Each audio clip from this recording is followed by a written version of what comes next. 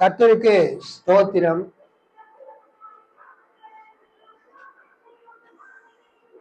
இந்த ஞாயிற்றுக்கிழமைக்கு பெயர் திருத்துவ பண்டிகைக்கு பின்வரும் 10வது ஞாயிற்றுக்கிழமை. இந்த நாளிலே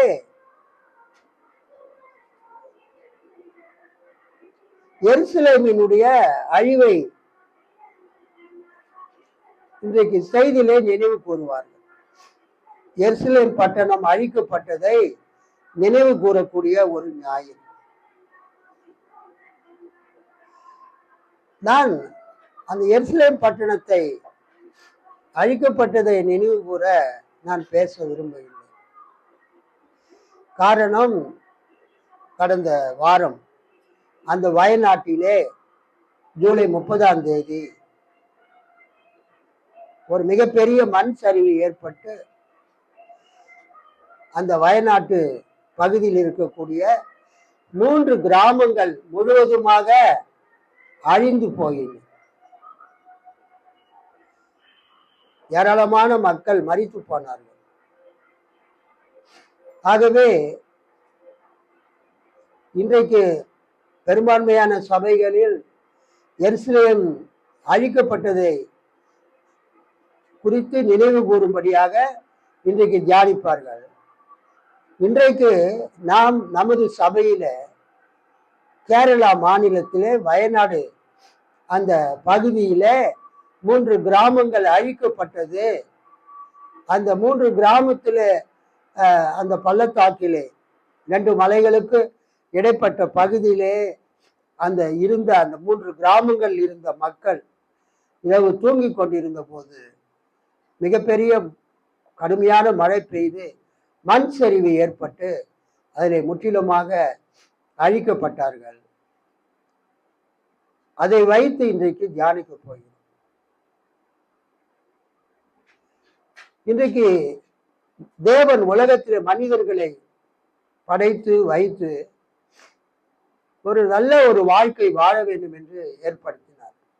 ஆனால் மனிதனுடைய பாவத்தின் நிமித்தமாக பல வகையான துன்பங்கள், பிரச்சனைகள் மனிதர்களை சூழ்ந்து கொண்டிருக்கிறது. மனிதர்கள் பிறந்ததிலிருந்து சாகிற வரைக்கும் பலவித பிரச்சனைகளோடு வாழ்ந்து கொண்டிருக்கிறார். அதற்கு அடையாளமாக சுனாமி போன்ற ஆழி பேரலைகள் ஏற்படுகிறதை நாம் பார்க்கிறோம். கடலிலே மிகப்பெரிய அலைகள் ஏற்பட்டு அது கடற்கரையில் இருக்கக்கூடிய பல கிராமங்களையும் மக்களையும் அழிக்கிறதை நாம் பார்க்கிறோம். பெரு வெள்ளங்கள் ஏற்பட்டு மக்கள் மரிக்கிறதை பார்க்கிறோம். தீ விபத்து ஏற்பட்டு மக்கள் மரிக்கிறதை பார்க்கிறோம்.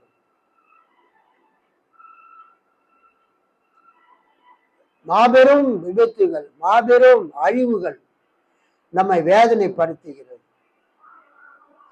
இப்படிப்பட்ட சூழ்நிலையில பல பிரச்சனையோடு, துன்பங்களோடு, உபத்திரவங்களோடு, அழிவுகளுக்கு நடுவிலே, வேதனைகளுக்கு நடுவிலே, துயரங்களுக்கு நடுவிலே வசிக்கிற நமக்கு ஆண்டவர் என்ன சொல்லுகிறார் என்பதுதான் இன்றைக்கு செய்தியாக இருக்கிறது.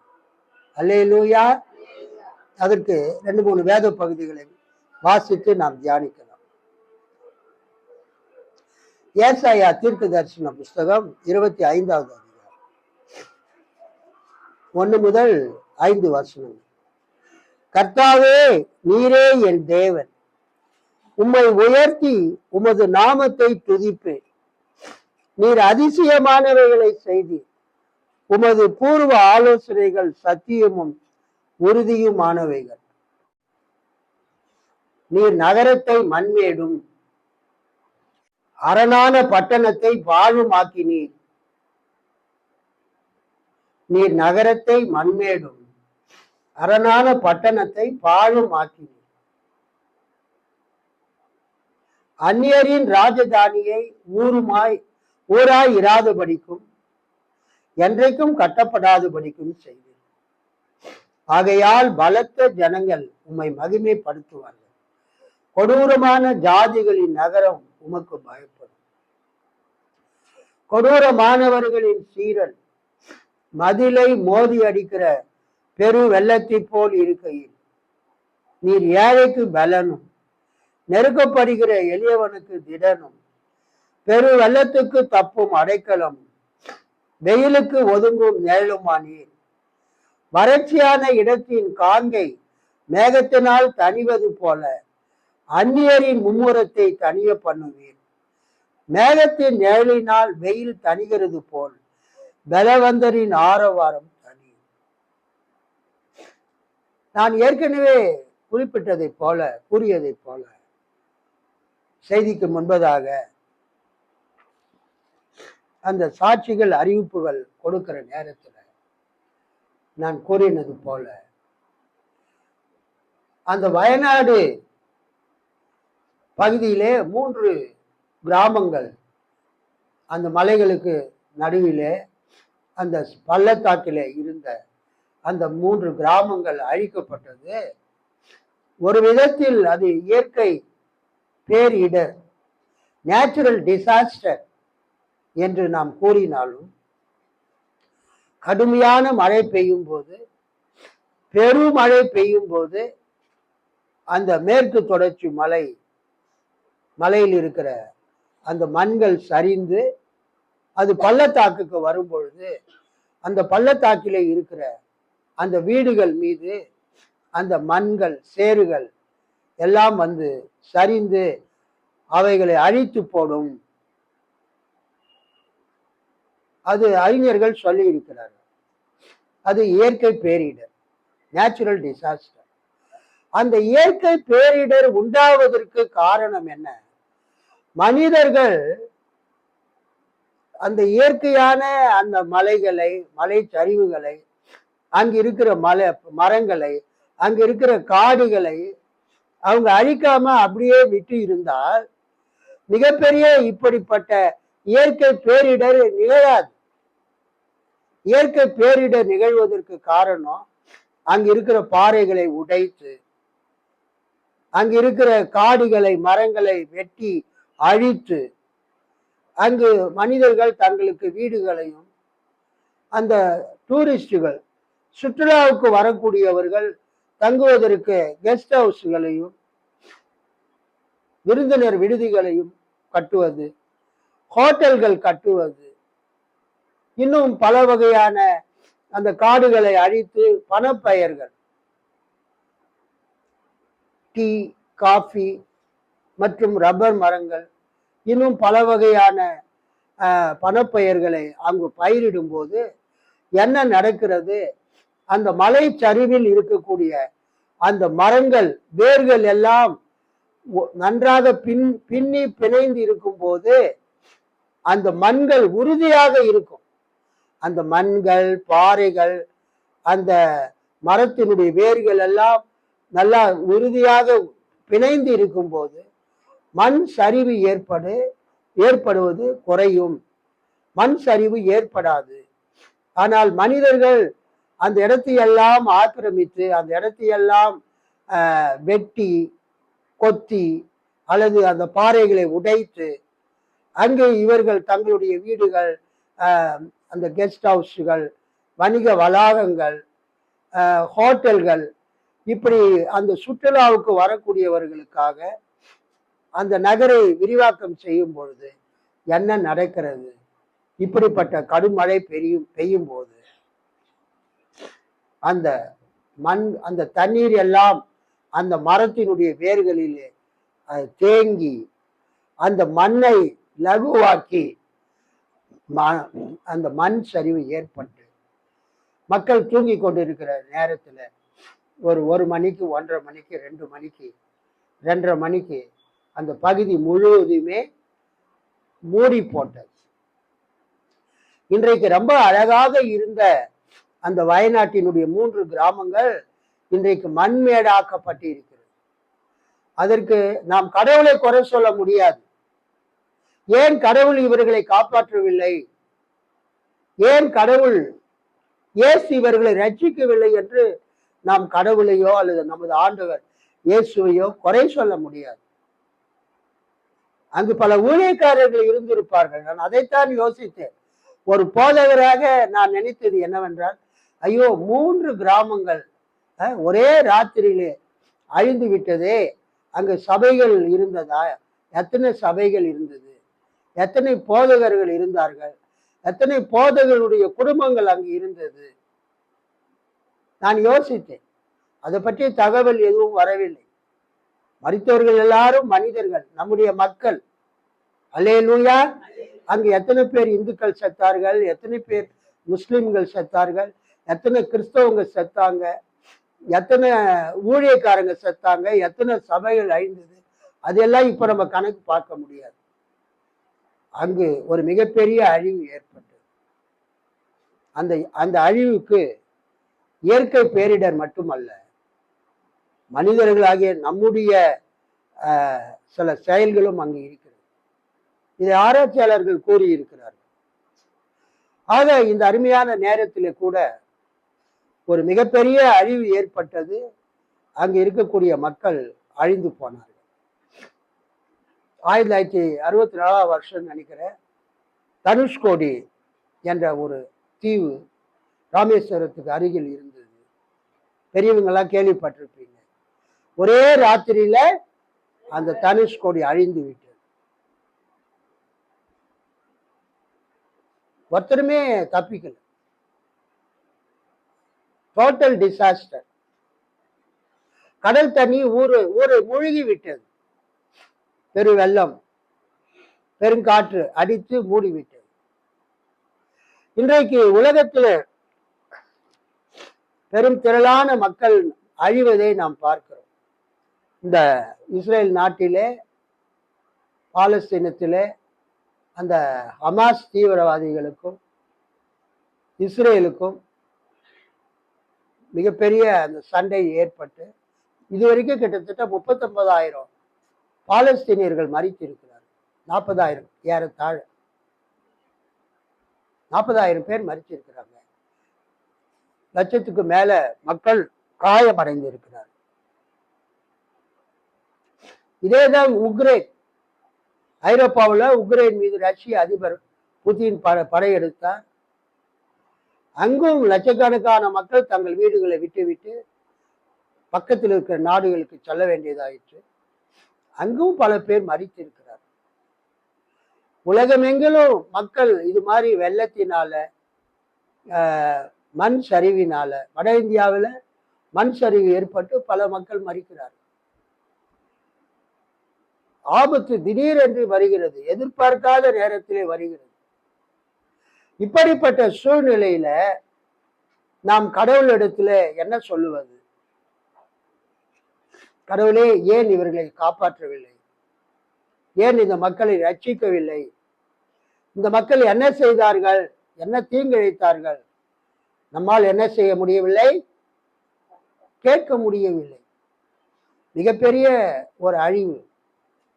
இப்படிப்பட்ட சூழ்நிலையில உலகத்தின் பல பாகத்திலே நாம் வசித்துக் கொண்டிருக்கிறோம். இது மாதிரி நேச்சுரல் டிசாஸ்டர், இயற்கை பேரழிவு, மேன்மேடு டிசாஸ்டர், மனிதர்களால் ஏற்படக்கூடிய இப்படிப்பட்ட அழிவுகள். முதல் உலகப் போர், 2ஆம் உலகப் போர், லட்சக்கணக்கான மக்கள் மரித்தார்கள். 2ஆம் உலகப் போர் முடிகிற தருவாயில 45வது வருஷத்துல அமெரிக்கா ஜப்பான் மீது, ஹிரோஷிமா மீது, நாகசாகி மீது அணுகுண்டுகளை வீசியது. லட்சக்கணக்கான மக்கள் மரித்தார்கள். ஆக உலகத்தை அழிக்கக்கூடிய அணு ஆயுதங்கள் இன்றைக்கு நம்முடைய கரத்தில் இருக்கிறது. வல்லரசு நாடுகள் கரத்திலே இருக்கிறது அணு ஆயுதங்கள். சோ மக்களுக்கு பேரழிவை உண்டு பண்ணக்கூடிய ஆயுதங்கள் மக்கள் வல்லரசு நாடுகள் கையில் இருக்கிறது. இப்படிப்பட்ட ஒரு பேர் அழிவுக்கு நடுவாக, பேர் அழிவு உண்டு பண்ணக்கூடிய ஒரு நிலைமையிலே நடுவிலே நாம் வாழ்ந்து கொண்டிருக்கிறோம். நமக்கு ஆபத்து எங்கிருந்து வரும் என்று நமக்கே தெரியாது. அல்லேலூயா. ஆபத்து எப்போ வரும், எங்கிருந்து வரும்னு நமக்கு தெரியாது. இப்படிப்பட்ட சூழ்நிலையில ஆண்டவர் நமக்கு எப்படியாக இருக்கிறார்? 4ஆம் வசனம் 5ஆம் வசனம். கொடூரமானவர்களின் சீரல் மதிலை மோதி அடிக்கிற பெரு வெள்ளத்தை போல இருக்கையில், பெரு வெள்ளம், பெரு மண் சரிவு போல் இருக்கையில், நீர் ஏழைக்கு பலனும் நெருக்கப்படுகிற எளியவனுக்கு திடனும் பெரு வெள்ளத்துக்கு தப்பும் அடைக்கலமும் வெயிலுக்கு ஒதுங்கும் நிழலுமாயிருக்கிறீர். அல்லேலூயா. கர்த்தர் அவரை நம்பக்கூடியவர்களை அவர் பாதுகாக்கிறவராக இருக்கிறார். நாம் வாசித்த சங்கீதம் 46 நாம் எடுத்துக்கொள்வோம். நாம் வாசித்த சங்கீதம் 46, அந்த 46ஆம் சங்கீதத்தில் தேவன் நமக்கு எப்படி இருக்கிறார்? தேவன் நமக்கு அடைக்கலமும் பலனும் ஆபத்து காலத்தில் அனுகூலமான துணையுமானவர். அல்லேலூயா. தேவன் நமக்கு எப்படிப்பட்டவர்? அடைக்கலமும் பலனும் ஆபத்து காலத்தில் அனுகூலமான துணையுமானவர். ஆகையால் பூமி நிலை மாறினாலும், மலைகள் நடு சமுத்திரத்தில் சாய்ந்து போனாலும், அதன் ஜலங்கள் கொந்தளித்து பொங்கி அதன் பெருக்கினால் பர்வதங்கள் அதிர்ந்தாலும் நாம் பயப்படும். அல்லேலூயா. நாம் என்ன பார்த்தோம்? வயநாட்டிலே, கேரளாவில் என்ன பார்த்தோம்? திடீர்னு ஒரு மண் சரிவு மலையிலிருந்து ஏற்பட்டு கடுமையான மழை. அந்த மழை தண்ணீரினால், அந்த வெள்ளத்தினால் அந்த மண்கள் எல்லாம் மலையிலிருந்து அடித்து கொண்டு 3 கிராமங்களை மூடி போட்டது. அவர்கள் அங்கே கேரளாவிலே, வயநாட்டிலே அவர்கள் வசித்தார்கள். ஒரே இரவுல அந்த 3 கிராமங்களும் அழிக்கப்பட்டது, மண்மேடாக்கப்பட்டது. இன்றைக்கு நாம் இந்த சென்னை பட்டணத்திலே வசிக்கிறோம். இங்கு மண் சரிவு ஏற்படுவதற்கோ வேற எதற்கோ வாய்ப்புகள் இல்லை. ஆனா ஒரு தடவை அந்த எம்ஜிஆர் வீட்டுக்கு பக்கத்தில் இருக்கக்கூடிய அந்த அடையாறு ஆற்றிலே சம்பரம்பாக்கம் அந்த ஏரியை திறந்து விட்டதுனால் தண்ணீர் எல்லாம் வீடுகளுக்குள் வந்துவிட்டது. தரைத்தளத்தில் இருந்தவர்கள் மேல் தளத்துக்கு செல்லக்கூடிய சூழ்நிலை ஏற்பட்டது. இன்றைக்கு தேவன் நமக்கு எப்படி இருக்கிறார்? A song of confidence in God's protection of Zion. கர்த்தர் சீயோனை, கர்த்தருடைய பிள்ளைகளை காப்பாற்றுவார் என்கிற நம்பிக்கையிலே எழுதப்பட்ட பாடல் இது. தேவன் நமக்கு அடைக்கலமும் பலனும் ஆபத்து காலத்தில் அனுகூலமான துணையுமானவர். அல்லேலூயா. உங்களுக்கு தேவைப்படுற நேரத்துல ஓடி உங்களை காப்பாற்றக்கூடிய தேவனாக நம்முடைய தேவனாக இருக்கிறார். ஆகையால் பூமி நிலை மாறினாலும், மலைகள் நடு சமுத்திரத்தில் சாய்ந்து போனாலும், பூமி நிலை மாறினாலும், மலைகள் நடு சமுத்திரத்தில் சாய்ந்து போனாலும், அதன் ஜலங்கள் கொந்தளித்து பொங்கி அதன் பெருக்கினால் பர்வதங்கள் அதிர்ந்தாலும் நாம் பயப்படும். இந்த சங்கீதத்தை எழுதின சங்கீதக்காரன் சொல்கிறார், மிகப்பெரிய ஆபத்து ஏற்பட்டாலும் தேவன் மீது வைத்திருக்கிற நமது நம்பிக்கை மாறவே மாறாது. அல்லேலூயா. தேவன் நம்மை காப்பாற்றுவார் என்கிற நம்பிக்கை எங்களுக்கு இருக்கிறது என்று இந்த சங்கீதத்தை எழுதின அந்த ஆசிரியர் கூறுகிறதை நாம் பார்க்கிறோம். உலகம் முழுவதையும் தேவன் ஒரு தடவை அழிக்க நினைத்தார். ஆதியாகமம் 6ஆம் அதிகாரம். ஆதியாகமம் 6ஆம் அதிகாரத்துல உலகம் முழுவதையும் தேவன் என்ன செய்தார்? அழிக்க நினைத்தார். எதுக்காக அழிக்க நினைத்தார்? அந்த உலகத்துல பாவம் நிரம்பி இருந்தது. 7ஆம் வசனம், ஆதியாகமம் 6:7. அப்பொழுது கர்த்தர், நான் சிருஷ்டித்த மனுஷனை பூமியின் மேல் வைக்காமல் மனுஷன் முதற்கொண்டு மிருகங்கள், ஊரும் பிராணிகள், ஆகாயத்து பறவைகள் பரியந்தமும் உண்டாயிருக்கிறவைகளை நிக்கிரகம் பண்ணுவேன். நான் அவர்களை உண்டாக்கினது எனக்கு மனஸ்தாபமாயிருக்கிறது என்றார். நோவாவுக்கோ கர்த்தருடைய கண்களில் கிருபை கிடைத்தது. நோவாவின் காலத்துல பூமியில பயங்கர பாவம். நோவாவின் காலத்துல பூமியில பயங்கர பாவம் பெருகினது. அப்ப கர்த்தர் சொல்றாரு 6ஆம் வசனத்துல, தாம் பூமியிலே மனுஷனை உண்டாக்கினதற்காக கர்த்தர் மனஸ்தாபப்பட்டார். அது அவர் இருதயத்துக்கு விசனமாயிருந்தது. இந்த மனுஷனை நான் ஏன் உண்டாக்குனேன் அப்படின்னு சொல்லி கர்த்தர் என்ன பண்றாரு? மனஸ்தாபப்பட்டார், व्यसனப்பட்டார். இன்றைக்கு நாம் வசிக்கக்கூடிய இந்த உலகத்தில் இருக்கிற மனிதர்களை கர்த்தர் பார்த்து, ஐயோ இந்த ஜனங்க மிகவும் பொல்லாதவங்களா இருக்கிறாங்களே, ஒரு மனித தன்மையோடு நடந்து கொள்வது இல்லையே, ஒரு தேவ பயமற்றவர்களா இருக்கிறார்களே, நான் இவர்களை அழிக்கப் போகிறேன். இந்த மனுஷனை உண்டாக்கினதற்காக நான் மனஸ்தாபப்படுகிறேன், எனக்கு व्यसனமாய் இருந்தது என்று சொல்லி இந்த முழு உலகத்தையும் ஆண்டவர் அழிக்க விரும்பினார்.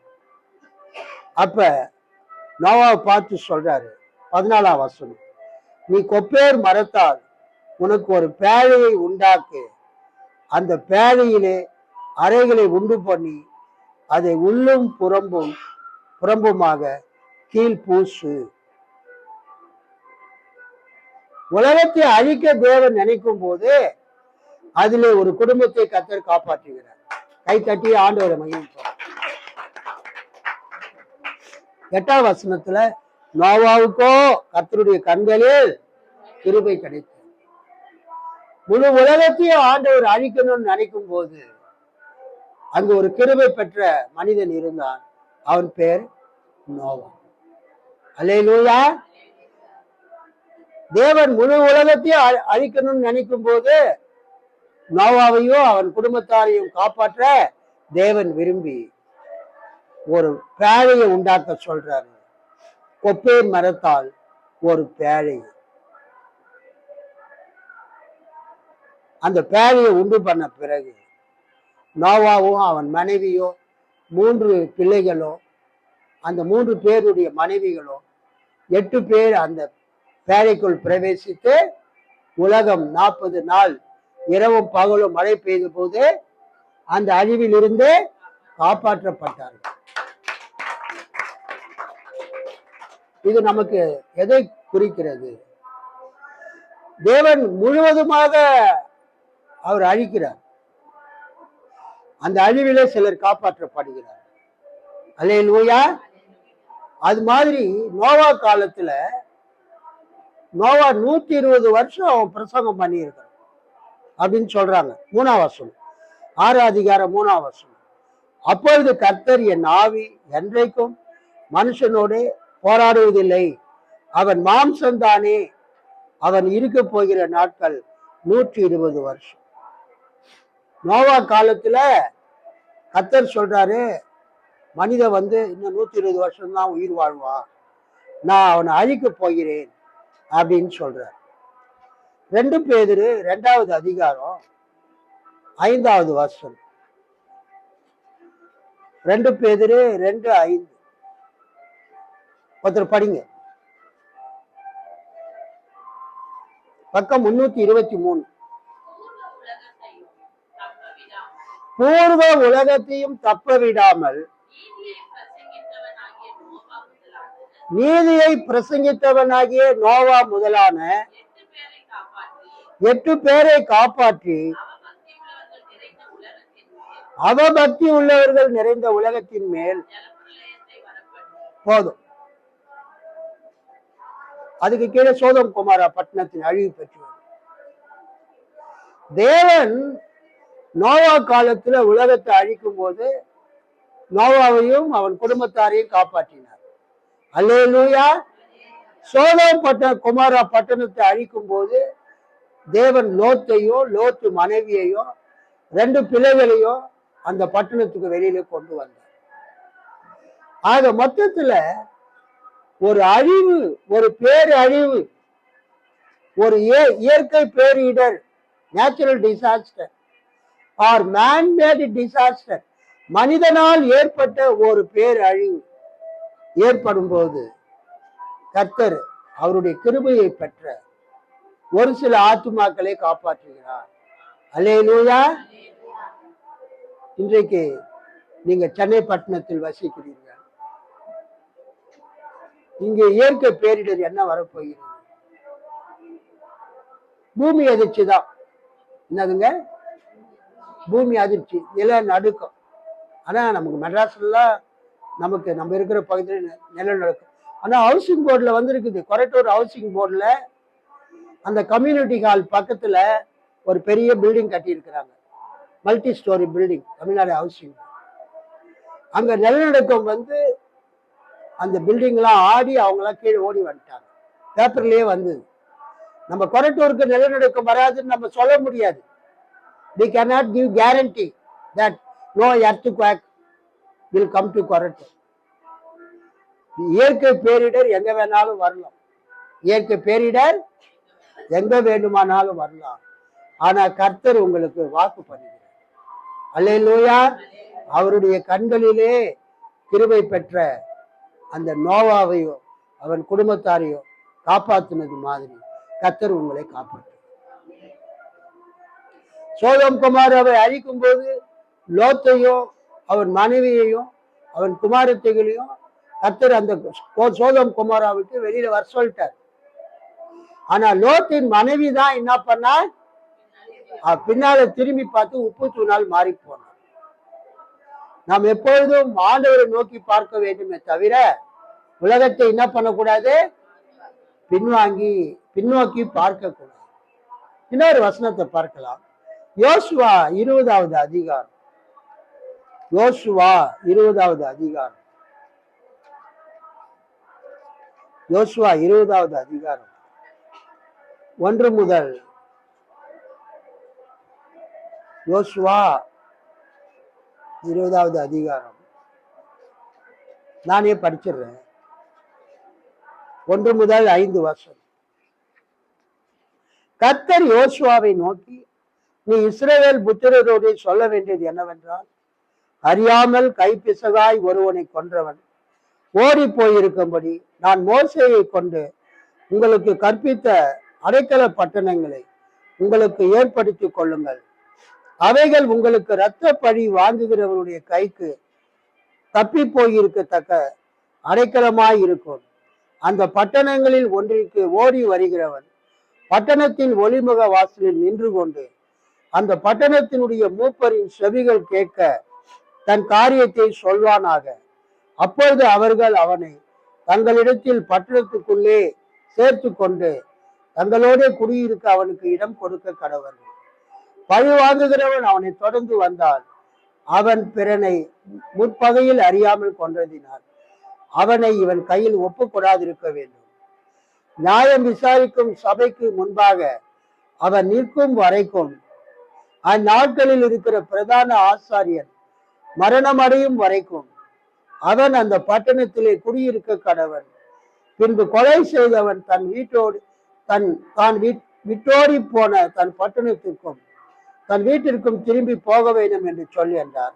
அப்படியே அவர்கள் நப்தலியின் மலை தேசமான கலிலேயாவில் உள்ள கேதேசையும் எப்ராஹிமின் மலை தேசத்தில் உள்ள சீகேமியும் யூதாவின் மலை தேசத்தில் உள்ள எபிரோனாகிய கிரியாத் அர்பாவையும் ஏற்படுத்தினார்கள். எரிகோவில் இருக்கும் யோர்தானுக்கு அக்கறையான கிழக்கிலே ரூபன் கோத்திரத்திற்கு இருக்கும் சமபூமியின் வனாந்திரத்தில் உள்ள பேசேரியும் காத் கோத்திரத்துக்கு இருக்கும் கீலேயாத்தில் உள்ள ராமோத்தையும் மனாசே கோத்திரத்தில் இருக்கும் பாசானில் உள்ள கோலானியும் குறித்து வைத்தார்கள். கைப்பிசகாய் ஒருவனை கொன்றவன் எவனும் அவன் சபைக்கு முன்பாக நிற்கும் வரைக்கும் பழி வாங்குகிறவன் கையினால் சாகாதபடிக்கு ஓடி போய் ஒதுங்கும்படி இஸ்ரவேல் புத்திரர் யாவருக்கும் அவர்கள் நடுவே தங்குகிற பரதேசிக்கும் குறிக்கப்பட்ட பட்டணங்கள் இவைகளே. அல்லேலூயா. நீங்க இந்த மேப்பை எடுத்து பார்த்தீங்கன்னா பைபிளுக்கு பின்னால அந்த பழைய ஏற்பாட்டு நாட்களிலே அந்த கானான் தேசத்தின் நிலப்பகுதியை நீங்க பார்த்தீங்கன்னா யோர்தானுக்கு கிழக்கு காதேஸ், சீகேம், அப்புறம் எபிரோன் யோர்தானுக்கு மேற்கு இருக்கிறது. யோர்தானுக்கு கிழக்கு பேசேர், அப்புறம் கீலேயாத், ராமோத், அப்புறம் அதுக்கு மேல என்ன இருக்குது,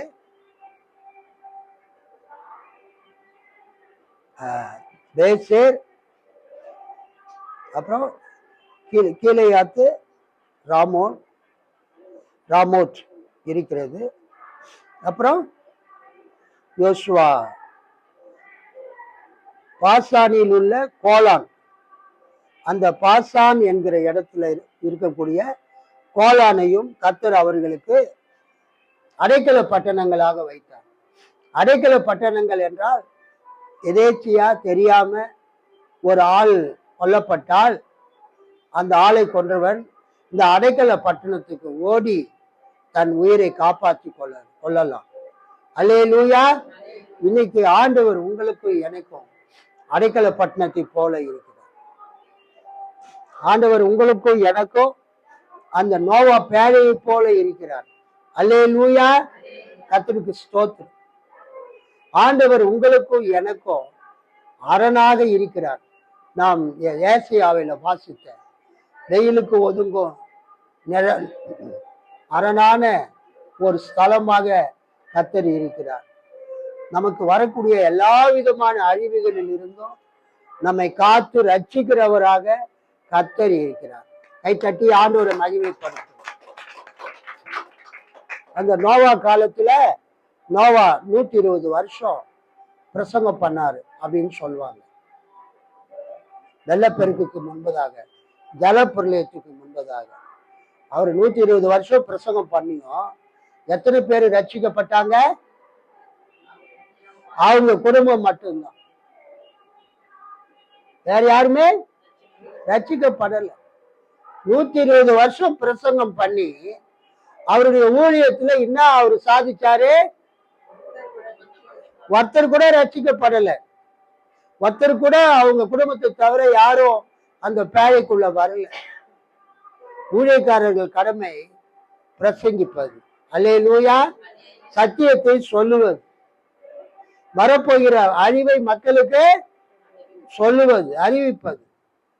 உங்களுக்காக ஒரு இரட்சகர் இருக்கிறார், இயேசு இருக்கிறார், அவரை ஏற்றுக்கொள்ளுங்கள், ரட்சிக்கப்படுங்கள் என்று சொல்லுவது ஊழியக்காரர்களுடைய கடமை. அதைத்தான் நாம் 2 பேர் 2:5 பார்த்தோம். அவர் நீதியை பிரசங்கித்தார். இந்த ஆதியாகமம் 6ஆம் அதிகாரத்துல ஆண்டவர் சொல்றாரு, மனிதர்கள் எத்தனை வருஷம் இருக்க போறாங்க அந்த ஜலப்பிரளய காலத்துல. 3ஆம் வசனம், அப்பொழுது கர்த்தர் என் ஆவி என்றைக்கும் மனுஷனோடு போராடுவதில்லை, அவன் மாம்சம்தானே, அவன் இருக்க போகிற நாட்கள் 120 வருஷம். சோ நீங்க எத்தனை வருஷம் உயிரா இருக்க போறீங்கன்னு எனக்கு தெரியாது. நான் எத்தனை வருஷம் உயிரா இருக்க போறேன்னு எனக்கும் தெரியாது. என்னை கர்த்தர் இந்த உலகத்துல வைத்திருக்கிற வரைக்கும் நான் பிரசங்கம் பண்ணிட்டு இருப்பேன். அல்லேலூயா. அதை கேட்டு உணர்வடைந்து கர்த்தரிடத்திலே வந்து நீங்கள் ரட்சிக்கப்படுவது, உங்களையும் உங்கள் குடும்பத்தையும் காப்பாற்றிக் கொள்வது உங்கள் கரத்தில் இருக்கிறது. அல்லேலூயா. நாம் அனைவரும் ஆண்டவரிடத்துக்கு வருவோம், ஆண்டவருடைய வார்த்தையை கேட்போம், கேட்டு விசுவாசித்து அவர் நமக்கு பேழையாக, அவர் நமக்கு அடைக்கல பட்டணமாக, அவர் நமக்கு புகலிடமாக, நம்மை காப்பாற்றக்கூடிய ஸ்தலமாக அவர் இருக்கிறார். அவர் நம்மை ரட்சிப்பார். அல்லேலூயா. God bless you all. Amen. Praise God.